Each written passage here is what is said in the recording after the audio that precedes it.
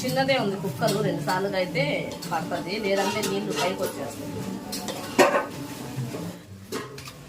చాలా నూరుతున్నా ఫ్రెండ్స్, చిన్నులపై చెక్క లవంగా ఫ్రెండ్స్. అయిపోయింది ఫ్రెండ్స్, అందుకే లాస్ట్ చేస్తున్నాను. నీళ్ళు అయిపోయినా కూడా చూసారు కదా ఎలా పైకి వచ్చేస్తున్నాయో. ఇంకా అందుకనేసి ఆపేసి డేషాలోకి అయితే వేసుకున్నామండి, ఇలా కొవ్వంతా పోతే టేస్ట్ ఉండదనేసి. ఇలాగే కొట్టేవాళ్ళు వచ్చినప్పుడు.